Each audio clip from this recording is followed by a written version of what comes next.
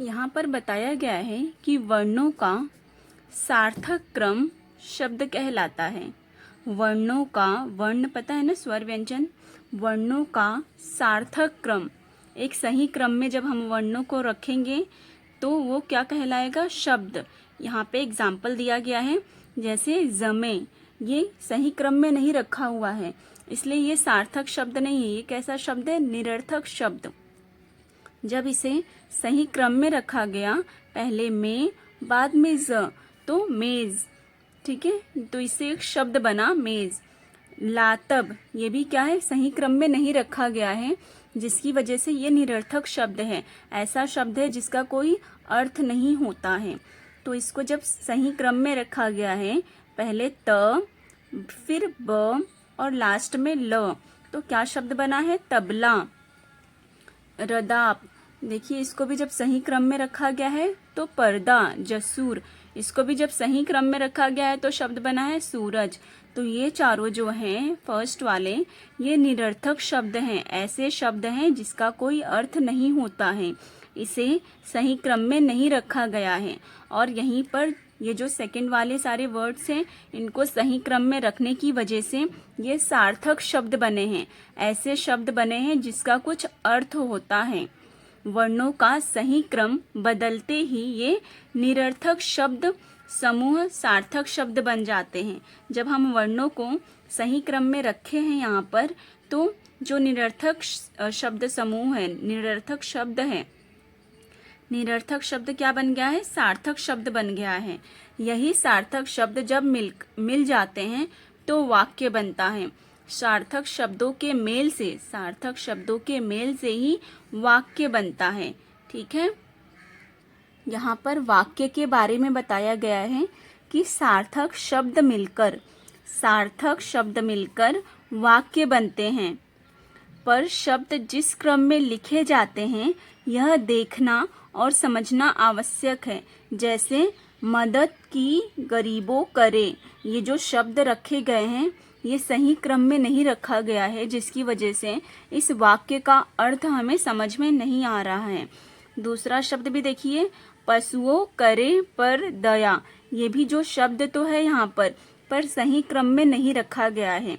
ऊपर दिए गए वाक्यों में जाने पहचाने सार्थक शब्दों का प्रयोग हुआ है, पर इनका जो क्रम है वो बहुत बड़ा अटपटा है, मतलब अजीब है, अच्छा नहीं लग रहा है, अलग अलग गलत तरीके से रखा गया है। अब इन्हीं शब्दों को ठीक से, मतलब क्रम में रखकर देखिए। जैसे यहाँ पे पहला शब्द लिया गया है गरीबों, दूसरा है की, तीसरा है मदद और लास्ट वाला है करे। तो इसको ये सारे शब्दों को क्रम में रखा गया है। देखिए, गरीबों की मदद करे, तो इससे जो वाक्य बना है उसका अर्थ हमें अच्छे से ग्रहण हो रहा है, हमें अच्छे से समझ में आ रहा है। पर ये शब्दों को क्रम में न रखने की वजह से ये जो वाक्य का अर्थ है ये बहुत ही अटपटा लग रहा है, मतलब वाक्य बहुत ही अजीब लग रहा है। यहाँ पर दूसरा शब्द देखिए, दूसरा वाक्य, पशुओं पर दया करें। यहाँ पशुओं करे पर दया, ये कैसा अटपटा है, अजीब सा है। इसको जब हम लोग इन सारे शब्दों को क्रम में रख दिए हैं तो पशुओं पर दया करें ये एक सार्थक वाक्य बना है, जिससे हमें इसका अर्थ अच्छे से ग्रहण हो रहा है, इसका अर्थ अच्छे से समझ में आ रहा है। हरे रंग से लिखे गए वाक्य अटपटे हैं, ये सारे वाक्य अटपटे हैं, पर उन्हीं शब्दों को, यही सब शब्दों के मेल से बने लाल रंग के वाक्य आसानी से समझ में आ रहे हैं। वही शब्द समूह वाक्य होगा जिसमें सही क्रम हो, कुछ न कुछ अर्थ हो। ये जो वाक्य है इसमें सही क्रम नहीं होने की वजह से वाक्य अटपटे लग रहे हैं। यहाँ पर रेड वाला जो है इसमें सही क्रम में रखा गया है, तो इसका अर्थ आसानी से समझ में आ रहा है और सुनने में भी अच्छा लग रहा है। यही क्या है? सार्थक शब्द समूह है। ये सब सार्थक शब्द समूह है, इसे ही वाक्य कहते हैं। इन सारे शब्दों को ऐसे रखेंगे क्रम में तो वाक्य कहते हैं।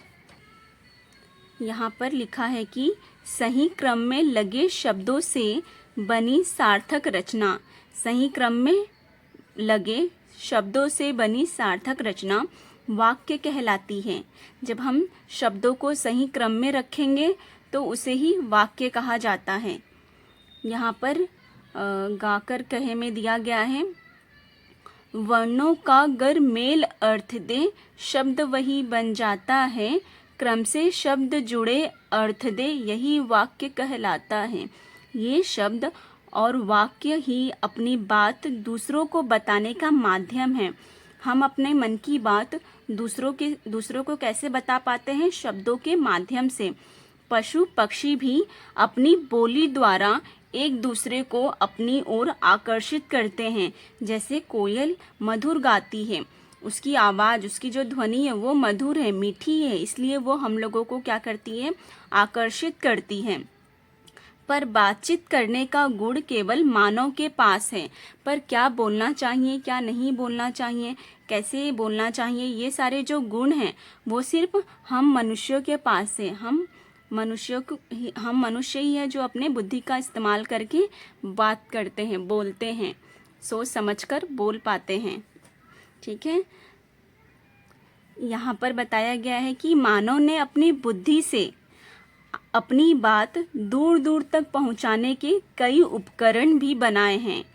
जो हम मनुष्य हैं, जो मानव हैं, उन्होंने अपनी बुद्धि से अपनी बात जो है वो दूर दूर तक पहुंचाने के कई उपकरण भी बनाए हैं। जैसे रेडियो, फ़ोन, टीवी, इंटरनेट।